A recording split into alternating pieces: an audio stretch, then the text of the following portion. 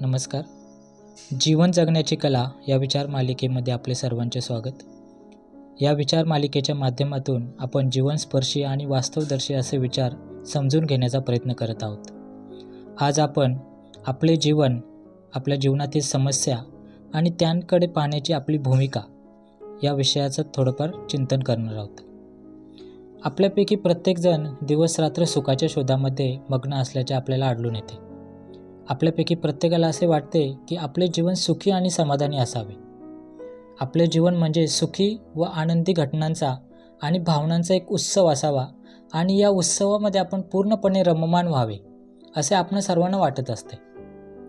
मात्र जीवन म्हणजे सुख, दुःख, समस्या, स्वप्न, अडीअडचणी, कर्तव्य, जबाबदारी या सगळ्या गोष्टींचं मिश्रण आहे.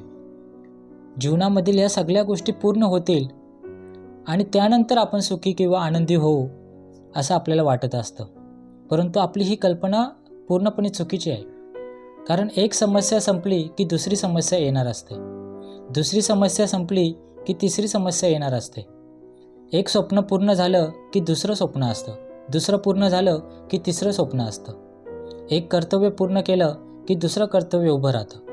अशा प्रकारे प्रत्येक गोष्टी सतत आपल्यासोबत राहणारच आहेत.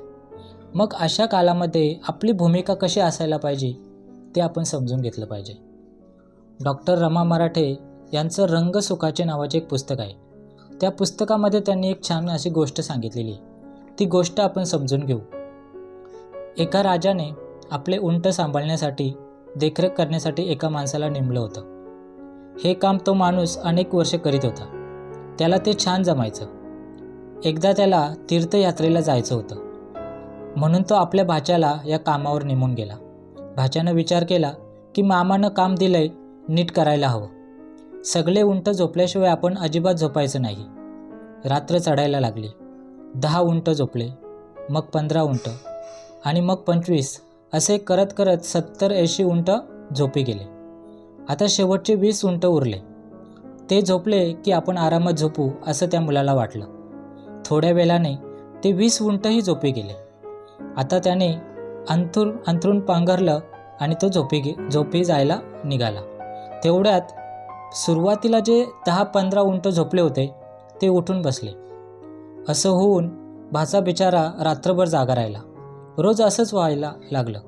सगळे उंट झोपले की मगच आपण आराम करायचा असं म्हणत राहिल्यानं बिचारा भाचा 15 दिवसातच आजारी पडला. तीर्थयात्रेला गेलेला मामा कधी परत येतो याची तो वाट पाहू लागला. त्याला कळेना 15 दिवसात आपले हे हाल झाले. मामाने 30 वर्षे हे उंट कसे सांभाळले असतील. आणि एक दिवस मामा घरी आला. भाच्यानं त्यांना आपली कथा सांगितली. मामा म्हणाले, अरे बाबा, सगळे उंट झोपण्याची वाट पाहत बसलास, एवढंच तुझं चुकलं. सगळे उंट एका वेळी कधीच झोपत नाहीत. हे झोपले तर ते उठून बसतात. ते झोपले की दुसरे उठून बसतात. आपण त्यांना छान बांधून ठेवायचं आणि आराम तर करायचाच, फक्त थोडं जागरूक राहायचं. खुंट सोडून उंट जात नाही ना एवढंच लक्ष पुरवायचं. नाहीतर माणूस पुरा कसा पडेल सांग. म्हणून 15 दिवसात तू आजारी पडलास. आपण अनेक जण असा मूर्खपणा बऱ्याच वेळा करतो. पूर्णत्वाचा हव्यास धरून सगळी परिस्थिती सुधारल्यानंतर सुखी होऊ असं मनात म्हणतोय तोपर्यंत पूर्वीसारख्याच काही समस्या उठून बसतात. पुन्हा आपण सगळ्या समस्या झोपण्याची वाट पाहायला लागतो आणि तोपर्यंत चिंता करत बसतो. त्यापेक्षा विचारांच्या खुंटांना, या समस्यांना घट्ट बांधून ठेवावे. खुंट सोडून त्याची उत्तरं आणि आपले प्रश्न दूर जात नाहीत ना एवढं पाहावं आणि खुशाल झोपावं. म्हणजे आरोग्य तरी नीट राहील आणि कधीतरी पलालाच एखादा उंट तरी त्याला शोधून आणून पुन्हा खुंटाला बांधण्याची शक्ती आपल्यात असेल. सगळं काही छान होण्याची वाट बघत न बसता आपल्या अपूर्ण जीवनाचा मजेने उपभोग घेणंच बरं. या कथेच्या माध्यमातून डॉक्टर रमा मराठे आपल्याला समजावतात की जीवनामधील ज्या गोष्टी आहेत, समस्या, अडीअडचणी, स्वप्न, ह्या गोष्टी कधीच पूर्ण होत नाहीत. एक पूर्ण झाली की दुसरी उभी राहते, दुसरी पूर्ण झाली की तिसरी उभी राहणार. त्याच्यामुळे त्या पूर्ण होतील आणि त्यानंतर आपण सुखी किंवा आनंदी होऊ याची वाट पाहत बसायची नसते.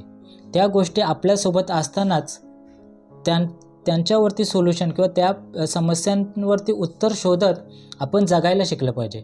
आपल्या जीवनातला आनंद, आपल्या जीवनातलं सुख उपभोगायला आपण शिकलं पाहिजे. या समस्या दूर करत करत जीवनात एका बाजूने आपला प्रवास आपण करत राहायचा असतो. ही गोष्ट जर आपल्याला समजली तर आपण जीवनातील ज्या समस्या आहेत त्या समस्यांना योग्य प्रकारे हाताळू शकतो. धन्यवाद.